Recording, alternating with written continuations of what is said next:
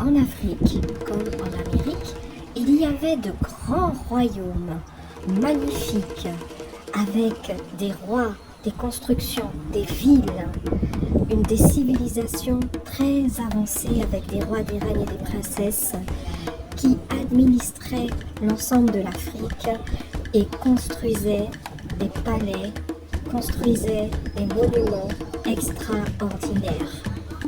Pendant ce temps, en Europe, il y avait au Moyen-Âge une très grande pauvreté, guerre, famine.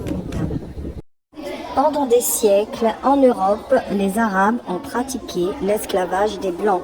Pourquoi parle-t-on de la traite des Noirs? Le 10 mai, c'est la journée nationale des mémoires de la traite, de l'esclavage et de leurs abolitions. Ce jour-là, la France se souvient que, dans son passé, elle a participé au commerce des esclaves dans l'océan Atlantique et l'océan Indien. Mais c'est quoi la traite des Noirs? La traite désignait la capture et le commerce de prisonniers africains qui étaient ensuite revendus comme esclaves dans les colonies. Entre le 15e et le 19e siècle, les Français, mais aussi les Portugais, les Anglais, les Espagnols et les Hollandais ont organisé ce trafic d'êtres humains. Des bateaux quittaient l'Europe pour l'Afrique, les cales remplies d'armes, d'alcool, de tissus, de céréales, de vaisselle, de bibelots. En Afrique, ces marchandises étaient échangées contre des prisonniers. Les bateaux repartaient vers tout le continent américain, le Brésil et les Antilles, chargés d'êtres humains. À leur arrivée, ils étaient vendus comme esclaves à des maîtres pour travailler. La majorité a été exploitée dans des plantations de coton et de canne à sucre.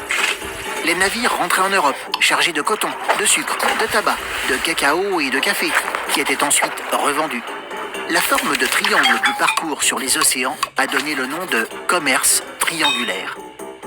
Un commerce qui, pendant plus de 400 ans, a réduit 12,5 millions d'hommes, de femmes et d'enfants en esclavage. Depuis 1848, l'esclavage est totalement interdit en France. Faisant retour 400 ans en arrière, les premiers à être réduits en esclavage en Amérique furent les Indiens. Dans la Caraïbe comme en Guyane, les Amérindiens ont résisté aux invasions européennes. Langaman, Pagaré, Bimon, Makuria sont de valeureux Amérindiens qui ont résisté.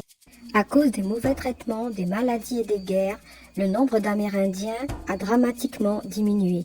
C'est ainsi que les colons sont allés en Afrique capturer des Africains. Des peuples, des rois et des reines ont courageusement résisté à cette véritable guerre qui était faite aux Africains.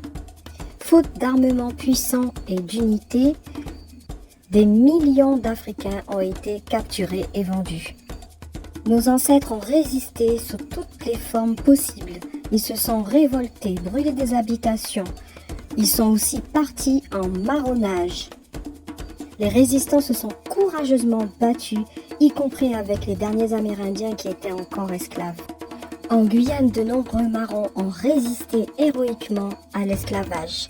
L'éveillé, Claire, Copena, Gertrude, Pompée. C'est eux qui, au péril de leur vie, ont arraché l'abolition de l'esclavage. Même les femmes enceintes comme Yanona ont marronné. 22 septembre 1862, Abraham Lincoln, président des États-Unis, va prendre une décision historique. Nous sommes 1 minute avant l'abolition de l'esclavage. Esclave, je t'affranchis, tu es un homme libre. Merci. Mais quoi, ça veut dire que je ne ramasserai plus coton? Eh ben voilà, c'est terminé. Fini les limbagos. C'est génial. Et je ferai plus le ménage non plus? Bah non, c'est fini, ça aussi. C'est super, ça. Et je brosserai plus les chevaux. Et tu es libre, je te dis. Oh, merci. Merci du fond du cœur, merci. Qu'est-ce que vous allez faire maintenant? Ben, dormir un peu. Je suis épuisé, moi. Bon, on se reverra de toute façon, j'habite à côté. Ah non, désolé, mais vous pouvez pas rester ici, hein. Quoi? Mais pourquoi? Ben parce que quand on est un homme libre, on s'achète une maison et on vit pas chez son voisin, on s'assume. Comment je peux me payer une maison? J'ai pas d'argent. Vous avez pas mis 2-3 sous de côté quand vous étiez chez moi? Ben c'est-à-dire que j'ai pas vu une pièce de monnaie depuis que je suis arrivé d'Afrique. Ah, vous avez tout claqué, c'est ça? Flambeur, va.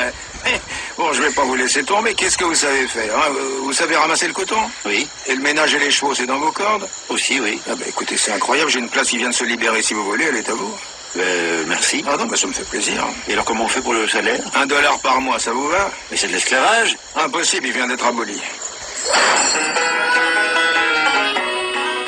Voilà. C'est fini. fini de récolter tout le coton de vos champs, maître.